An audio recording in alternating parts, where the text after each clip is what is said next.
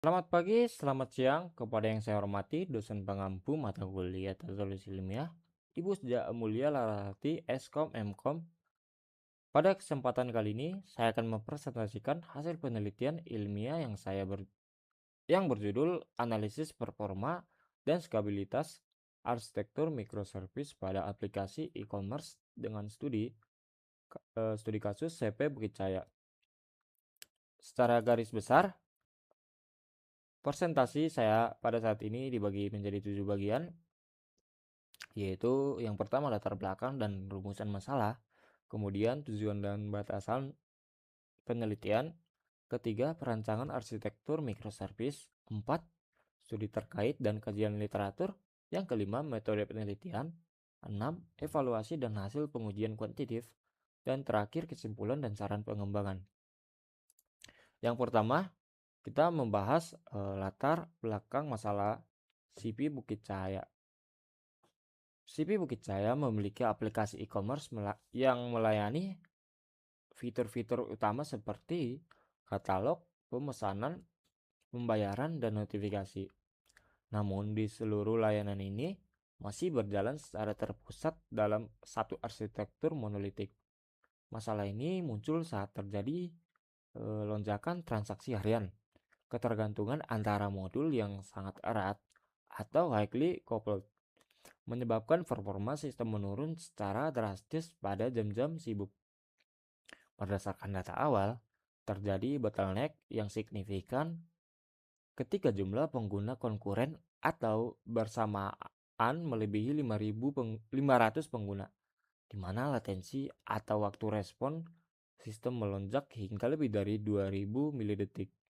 Angka ini ditentukan sangat mengganggu kenyamanan pengguna. Oleh karena itu, solusi yang saya usulkan adalah migrasi sistem dari monolitik ke arsitektur microservice. Penelitian ini difokuskan untuk memvalidasi keunggulan performa dan skabilitas hasil migrasi secara empiris dan kuantitatif. Kemudian, untuk memastikan penelitian ini terukur dan terarah, berikut adalah tujuan dan batasan yang kita ditetapkan. Tujuan utamanya adalah merancang, menguji, dan membandingkan performa arsitektur sebagai baseline pada kondisi beban puncak agar pengujian ini tetap adil dan valid. Kami menetapkan beberapa batasan, yaitu pengujian dilakukan pada lingkungan staging tetap menggunakan cluster Kubernetes dengan spesifikasi 3 node, di mana masing-masing node memiliki kapasitas 4 vCPU dan 8 GB RAM, di bawah kendali horizontal port autoscaler atau HPA. Fokus pengukuran kami membatasi pada 3 parameter kuantitatif krusial, yaitu yang pertama throughput dalam satuan request per detik, kemudian latensi dalam milidetik, dan terakhir error rate atau tingkat kegagalan persentase. Kemudian sebagai landasan ilmiah, penelitian ini merujuk pada beberapa studi terdahulu. Yang pertama, saya mengambil penelitian Hasan dan kawan-kawan menunjukkan bahwa arsitektur microservice mampu meningkatkan throughput hingga 3,5 kali lipat dibandingkan monolitik pada trafik sintetis. Kedua, Vilamijar dan kawan-kawan, di mana mengkaji efisiensi biaya dan latensi antara monolitik microservice dan AWS Lambda, menyimpulkan bahwa microservice menawarkan latensi yang lebih terkendali. Ketiga, Blinowski dan kawan-kawan mengkonfirmasi bahwa microservice yang sangat unggul pada beban tinggi, walaupun memiliki sedikit overhead pada beban rendah. Keunikan penelitian ini dibanding studi-studi tersebut terletak pada beban pengujian yang kami rancang lebih masif menggunakan K6 dengan total hingga 2,5 juta request per skenario, serta pembuktian bahwa arsitektur usulan kami mampu mendongkrak throughput hingga 6,8 kali lipat dengan penurunan latensi yang sangat signifikan. Kemudian perancangan arsitektur microservice. Mari kita bedah arsitektur microservice yang saya rancang, yaitu pada CP Bukit Cahaya. Di sini kami menerapkan 4 prinsip utama. Yang pertama, entry dan security, yaitu kami menggunakan Nginx sebagai API gateway tunggal yang menyaring, akses, dan menyelesaikan request klien secara terurut. Kemudian core service, kami membagi aplikasi menjadi 5 layanan independen yang terisolasi, yaitu user, katalog, order, payment, dan notification service. Yang ketiga, event driven. Kami mengimplementasikan message broker berupa RabbitMQ atau Kafka untuk mengalirkan event asinkron dari order atau payment service menuju notification service. Yang keempat, database per service, di mana setiap layanan mengelola database-nya masing-masing menggunakan PostgreSQL atau Redis secara desentralisasi. Langkah ini sangat krusial untuk menghindari terjadinya bottleneck akibat database lock yang sering terjadi pada database terpusat. Kemudian spesifikasi komponen arsitektur. Bagaimana pengujian yang saya lakukan? Pengujian dijalankan secara bertahap menggunakan alat penguji K6 Runner, di mana skenario pengujian diawali dengan proses ramp up linear selama 30 detik. Untuk pengenalan beban secara bertahap agar tidak terjadi lonjakan trafik instan yang tidak natural. Setelah itu request dikirim secara konstan selama 5 menit untuk masing-masing skenario beban. Kami menguji sistem pada berbagai tingkatan beban mulai dari 100, 250, 500, 1000, dan 2000, dan hingga puncaknya adalah 4000 virtual user.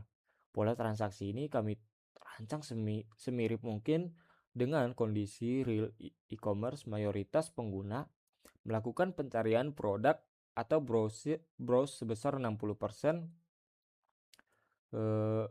yang dilayani oleh katalog service, diikuti oleh pembuatan pesanan atau order sebesar 25% dan pembayaran atau payment sebesar 15%.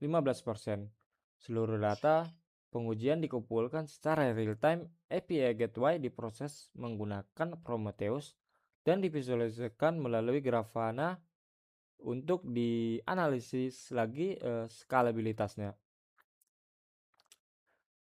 Sekarang mari kita lihat hasil pengujian kuantitatif yang saya lakukan, yaitu perbandingan antara arsitektur monolitik dan microservice, memberikan hasil yang sangat kontras terutama pada beban tinggi. Perhatikan pada beban puncak 4000 view virtual user, di mana throughput monolitik mengalami saturasi penuh di angka 705 request per detik, sementara arsitektur microservice berhasil melompati hingga 4810 request per detik, hingga sebuah peningkatan kapasitas sebesar 6,8 kali lipat. Ini terjadi karena skabilitas linear dari microservice-nya serta hilangnya hambatan database tunggal. Latensi rata-rata pada monolitik membengkak sangat parah hingga 2350 milidetik, sedangkan microservice berhasil memangkas latensi tersebut secara drastis menjadi 410 milidetik. Kemudian error rate-nya pada monolitik mencapai tingkat yang tidak dapat ditoleransi, yaitu 4,2%.